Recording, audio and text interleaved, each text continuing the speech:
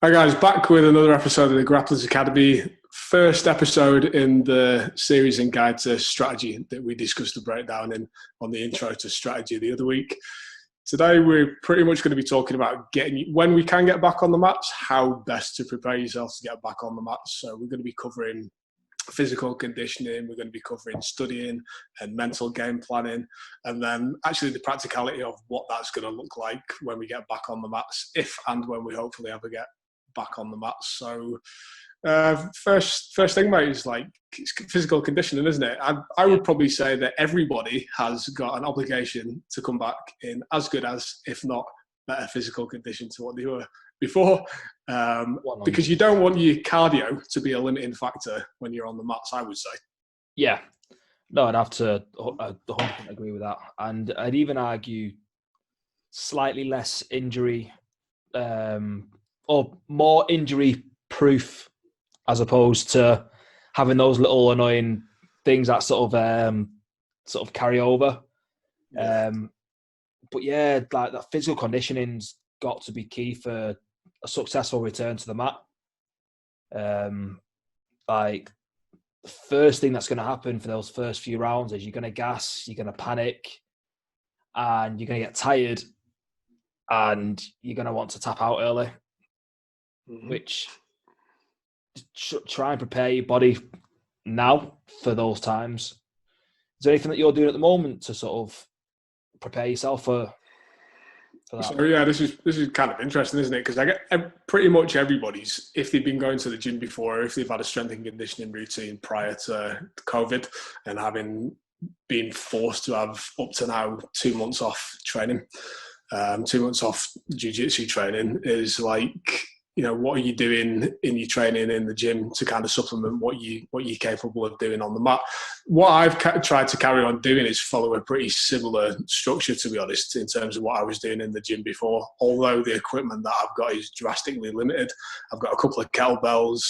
Some people might have seen that I've been using that Hydro Bulgarian bag, which I actually think is a really good training tool for jiu-jitsu guys. Like if you've not seen it, it's a really cool bit of kit. It's made by On It, and it's basically a Bulgarian bag that collapses down and you fill it with water. It's probably one of the better training tools I've picked up. Hashtag not an advert. It's a really good bit of kit, and I'm hoping that it actually makes me better off at my takedowns when I come back to training in the gi. So watch out. I've been practicing those drop C and Aggies, so I'm coming for you when we get back to training. But everyone's going to be putting the motorcycle helmet on. Exactly. You've seen some Krav Maga videos on YouTube. Watch out for the swift up kick to the chin.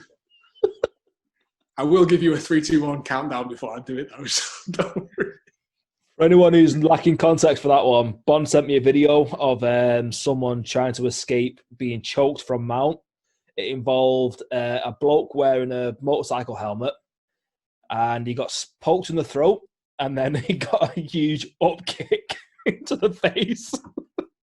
The more upsetting thing about this video for me was the fact that the guy who was being compliant as the attacker in the video was 100% not expecting to get up kicked in the face. Like, if he's got all of his vertebrae intact in his neck after that, you've got to go and try and find the video. It's on Instagram somewhere, but it's got to be on YouTube. This guy's spine gets obliterated. It's not even funny. The head got snapped back like he got hit by a car, though. It's so whiplash, bad. Isn't it? He's definitely got to have whiplash. Yeah. It was like you said, like, it's almost as if the guy doing it went, yeah, mate, put this helmet on, and just didn't give him any pre-warning for what's to come. Yeah, it's that hold my beer moment, isn't it? Like the redneck hold my beer, like, watch me go and do this. I was just talking about strength and conditioning for the gym. Yeah, I've just tried to carry on doing the same as what I was doing before. So 6 training sessions over the course of the week. Like, I really just don't want my cardio and strength to be a limiting factor for when I'm on the mats. I don't know, what about yourself? Yeah, like I'm in the same. Like I didn't have as much of a structured S&C program in place before COVID actually kicked in.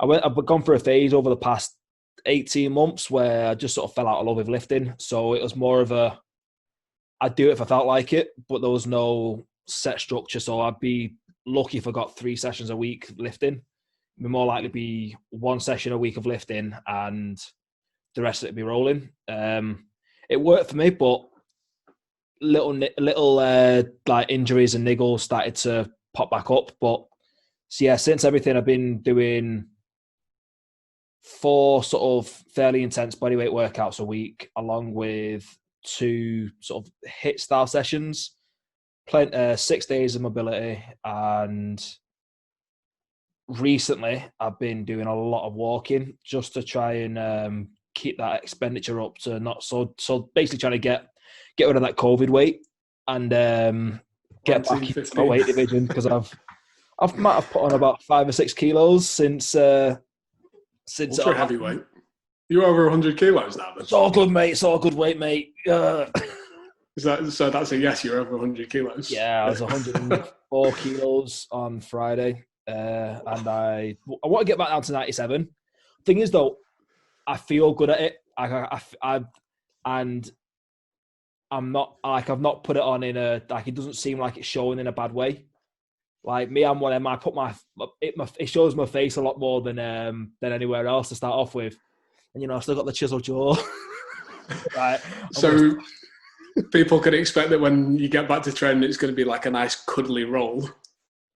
Yeah, probably. Like I've got a bit of that winter Santa weight on, but no, we're all there. Like I feel physically stronger and more athletic at the moment, and quite happy with where my cardio is as well. So yeah, I feel ready to go back onto the mats, and if I'm honest, I feel ready to do 10 5-minute rounds of really intense rolling. Yep. But as we're going to go on to shortly, that might not always be the best way to do it for that first session back. Yeah.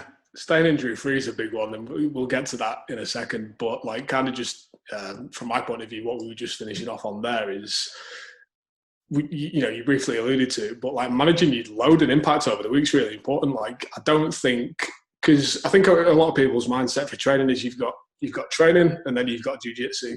Like, anybody who does jiu-jitsu knows that it merges, and that impact over the course of the week, like, it's really difficult to probably be doing CrossFit or Olympic lifting or even powerlifting like to a strict regime that a CrossFit, a powerlifter, or an Olympic athlete would do it, and try and do jiu-jitsu as well, because you've got all the high impact wrestling, takedowns, judo.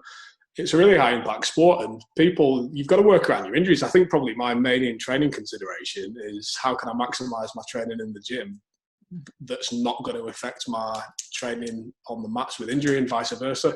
The two go hand in hand, don't they? I don't think you can ignore one and just expect that you're going to be able to do them both individually without taking the considerations together.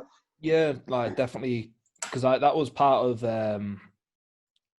one of my decisions when I changed the way that I started lifting weights, was because when I first started, I was very much the old stick to the bodybuilding style training, lifting 6 days a week, as well as trying to roll 6 days a week. But the lifting sessions would be full tilt, like reps till failure, crawling out the gym on leg day. And then when it comes to being on the mat, someone tries to knee cut me and I'm in tears because the DOMs on my hamstrings and quads didn't like it. So like you said, it's got to go hand in hand, where you can't have your external training affecting the mat time, and also you got to make the mat time not come in between the external training, because that's what's going to keep you sort of injury free, but also in shape to stay on the mat for longer. Yeah, I've always looked at strength and conditioning more so from the strength point of view, as like, you lean muscle tissue, you're building armor, if you will, or protection for your joints. The stronger the armor that you can put on your body, the safer you're going to be. And obviously there's a big element of flexibility and mobility in jiu-jitsu as well, so you've got to keep that aspect of it hand in hand. You can't just get super tight doing traditional bodybuilding style movements, although there probably is a lot of functionality in bodybuilding style movements that wouldn't necessarily appear to be true on the face value of it, i.e. bicep curls and leg extensions. I could make a very strong argument for them being super functional movements for jiu-jitsu, when you might laugh at that initial leg curls massively. Yeah, I've joked about this before in the past. Gracie leg hamstring curls is probably the best way of being able to keep back control. Yeah. Like, have good, strong isometric holds on your hamstrings. And what the adductor machine, where you're bringing the knees together. Yeah. Like, if you want a good pinch and clamp when you're in close guard and you're trying to climb up your opponent's shoulders, that's the machine there that's going to help you strengthen that clamp. I have tapped many a white belt with a body triangle. That's not going to be one of my goals. You've not done it? Not yet, no. My legs are too short for it. Yeah, I think we discussed this a couple of episodes ago, didn't we? Thanks for reminding me. Yeah, a tap to a body triangle is quite satisfying, actually. Yeah, but less on that one. Aside from the physical aspect of it, what do you think about the mental preparation that people can start doing now before they get back into the gym? See, I think this is going to be key to getting your timing right. Like, for me, whenever there's been any prolonged time off the mats, it's always my timing, the first thing that's sort of the toughest thing to go, because I'm not seeing the shapes and I'm not seeing the positions and the maneuvers that I was seeing when I was actively rolling.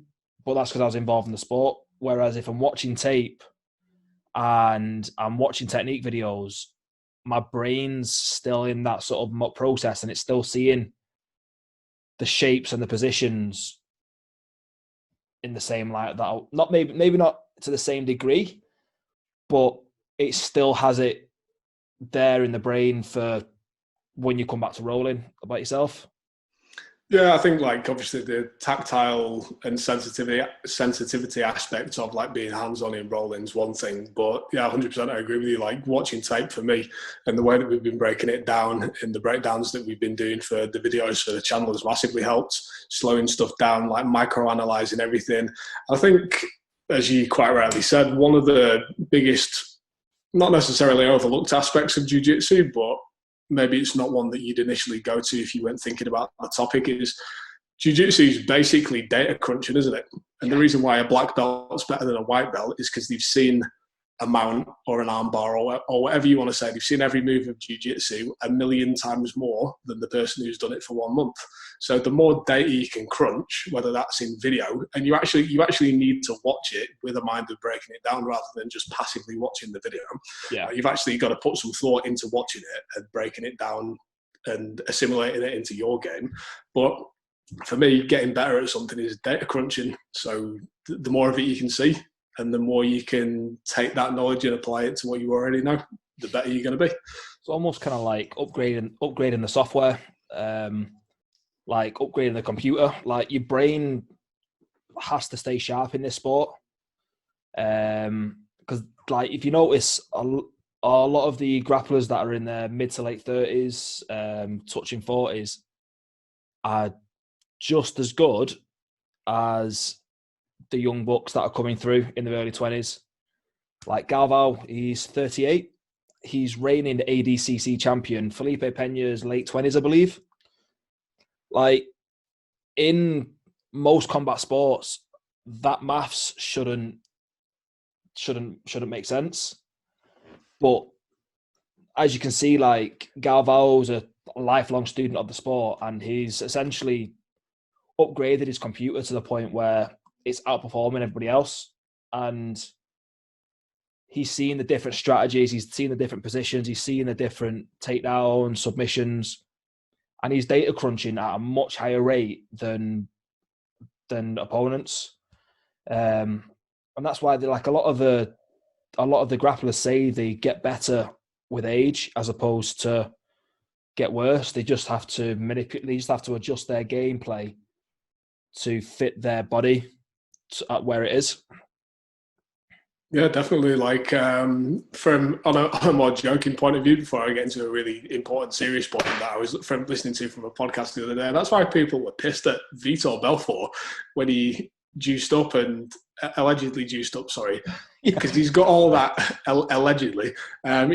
He's got all those years of experience, 15 years of experience or whatever it is. So he's got the mind, and then, as his body should be deteriorating from the punishment that he's putting it through, and he's getting older, and all the things that happen when you get older, testosterone, muscle mass dropping down.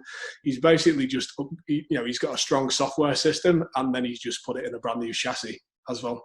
So, he came back and he was spinning heel kicking people.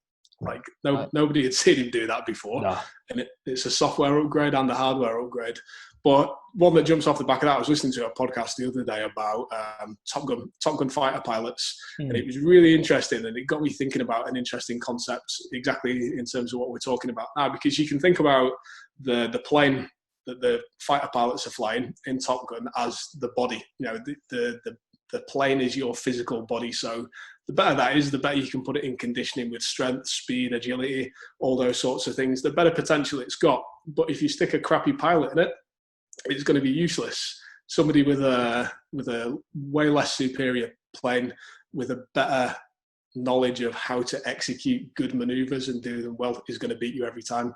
Yeah. So if you can have already there that really good hardware of giving yourself a really good plane to fly, and then be in the right mindset of being a really good pilot mentally, you are the pilot for your own body. So sticking that pilot in a good plane is going to be the winning combo for both of them. I thought it was a really interesting kind of way to think about how you can develop your body and your mind. No, that's nothing to add to that. It's like almost a perfect analogy. Not quite the boiling potatoes. I don't want to touch on that one, mate. That's all yours.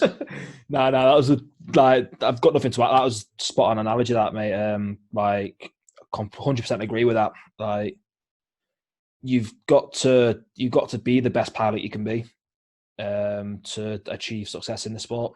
And that's where, like I said, that's part of the reason why we've gone down this route of doing the strategy series, of trying to help you become the better pilot.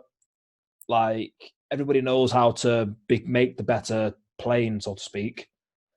So let's just focus on developing yourself and your mindset and your driving skills, or flight, whatever analogy we're going to use, and make that the key crucial part, because you don't want to be the attribute fighter who, when the body breaks down, they no longer have the success that they had because they were relying on the good physical attributes. Whereas if you can sharpen the mind as well as the physical attributes, you'll be unstoppable. Like, look at Nicky Rod, for example. Like, for me, I can imagine him going into the Blue Basement with great physical attributes, but Danaher has had to, or not just Danaher, the guys and everybody in that room has had to help shape his mindset and increase his knowledge. And look where it's developed. Like, purple belt placing in ADCC, like, speaks for itself. Yeah, Gordon Ryan was talking about a similar thing in an interview that I listened to a couple of weeks back as well. Somebody had asked him, what would it be like if you could put John Danaher's brain in your body? And basically what they were trying to get at was that you'd have a super athlete and an unstoppable force. But he kind of countered it back by just saying, well, all John Danaher's teachings and all the teachers that he's had over the years, Gary Tonin, all those thoughts are already in his brain. So it is kind of like their brains and their knowledge and their learned experiences are already in him, and he's just done a good job of assimilating them into his game strategy. He's obviously an extremely physical competitor as well, and has got good physical attributes, but it's that accumulation of everybody around you, isn't it? That's why we don't just watch YouTube videos. That's why we go to a gym where our coaches are better, where we've got better training partners than us. It's all about growth and development and being humble enough to go to a gym and search for those opponents that are going to beat you. Training partners and opponents that are going to beat you, because that's where you're going to learn. You don't want to be the big fish in the small pond. No. You're not going to learn anything. So like put yourself in those positions where you can learn. I know that the old joke is like you either win or you learn. Like you want to learn in the gym every time. Yeah. And then win in competition. And that sort of comes into another subject that we're going to cover when the video comes into how to utilize all your training partners. Because briefly, you're not going to learn anything if you're going in there and you're smashing every one of your training partners with the same techniques. Like when it comes to coming against a better player, you're going to come unstuck because you've not developed other aspects of your game. But that kind of ties in nicely with this subject again, where that return to the mat, try to be very mindful of your training partners that you pick as well. So if you're the little guy that loves to hunt down the big guys and beat them, maybe refrain from that until your body's had a chance to adapt to the extra impact, extra pressure through the rib cage, the extra sort of different movements that you're going to get. Like, allow your body to adapt before you start to go for the bigger players where the likelihood of injury is going to happen. What do you think to that one?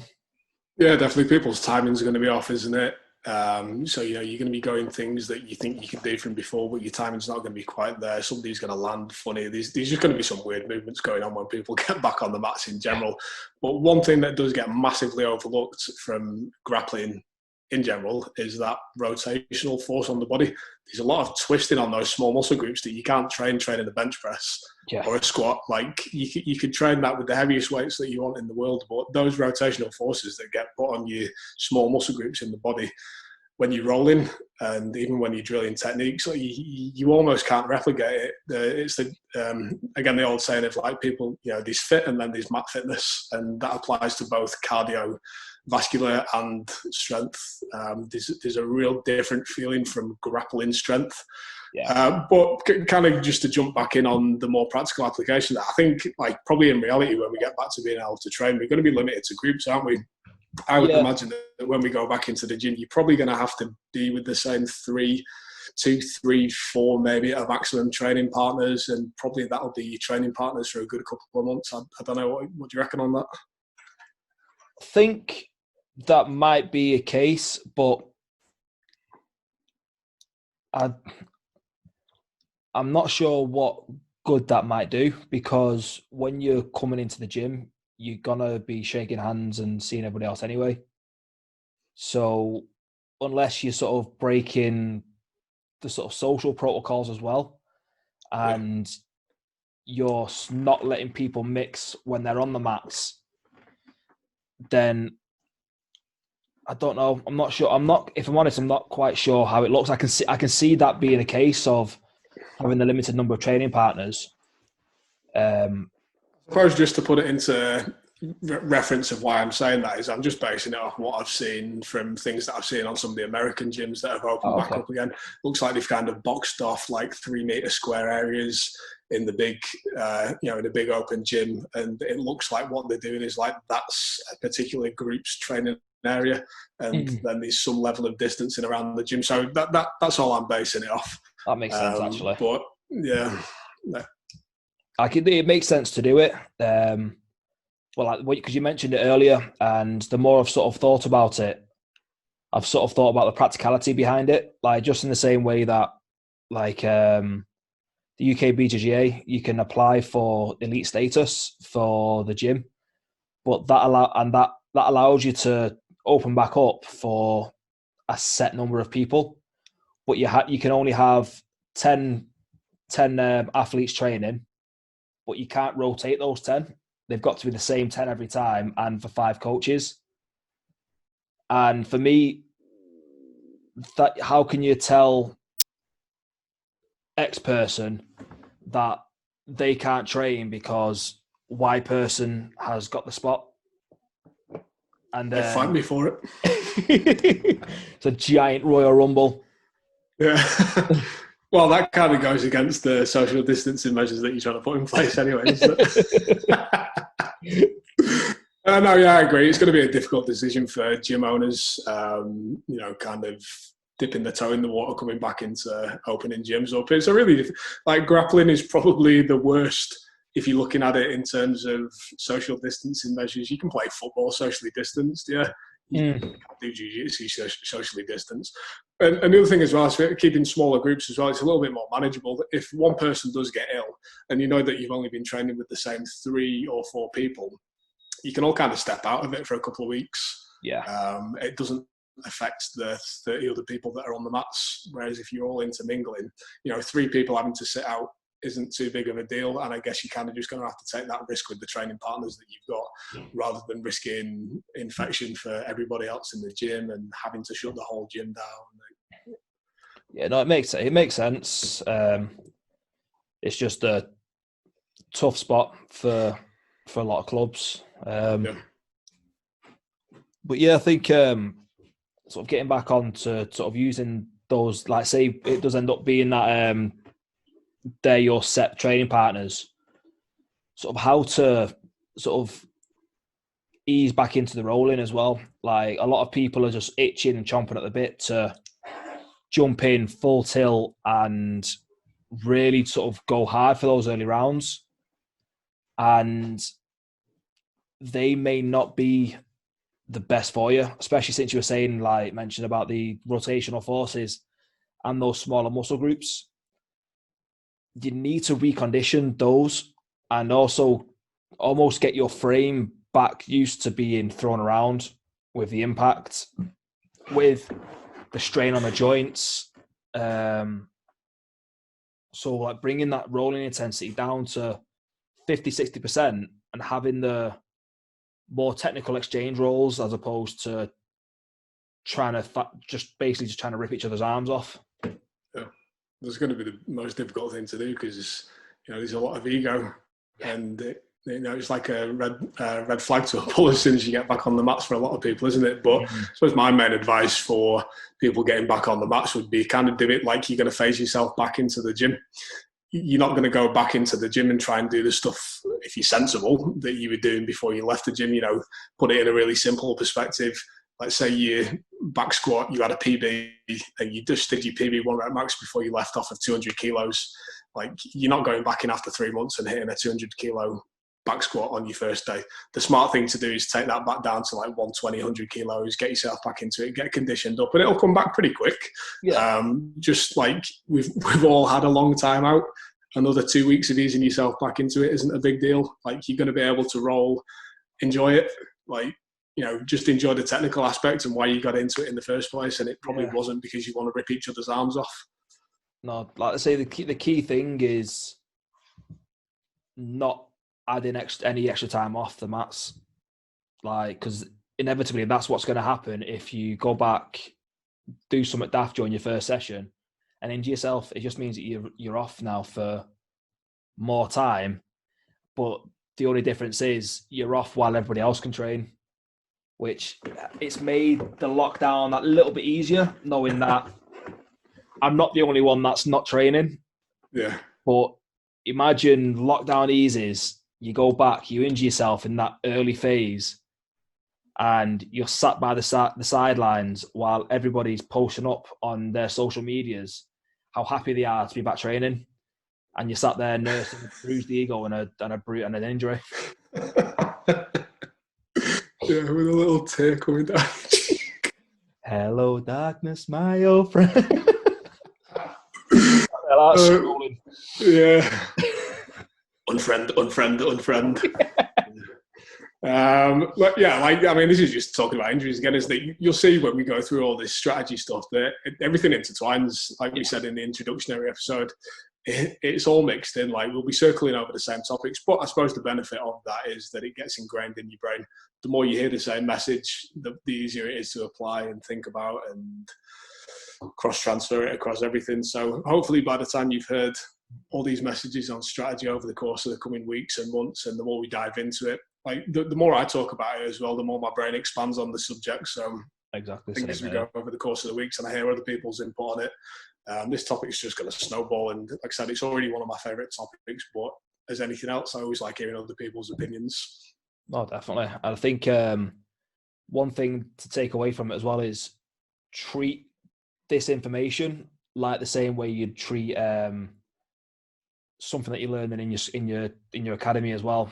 Like, really try to absorb it and try to apply it. And if you don't understand, watch it back or ask us a question, and we'll be more than happy to answer it and try to. If it involves or requires another conversation, we'll do a whole new episode on it if the question warrants it. If it doesn't, we'll do our best to answer it. But really try to absorb the information and study it. And this is using a combined experience in the grappling scene. We've both been around for a while in combat and martial arts. So we're not just sort of pulling shit from the air to just sound like we know what we're talking about. These are all lived in experiences that we're trying to give you, and we're trying to say learn from our mistakes essentially. Because a lot of these lessons, as me personally, I know that I learned them later in my career of training, whereas I don't know if I'd be further down the line, but I probably have a different understanding of the sport if I'd have learned certain things a little bit sooner. Yeah, and this is kind of the reason why I wanted to start this podcast and other things that we talked about doing as well before we even started with all of this. There's a lot of shared information that can be pulled together to benefit everybody. We've got, we're up here in Manchester, we've got a lot of knowledge and wealth of knowledge in and around the area, and there's loads of other pockets of knowledge around the UK, and we just want to get that discussion going and get everyone's shared knowledge. The more knowledge we can bring together, the better it's going to be for everybody.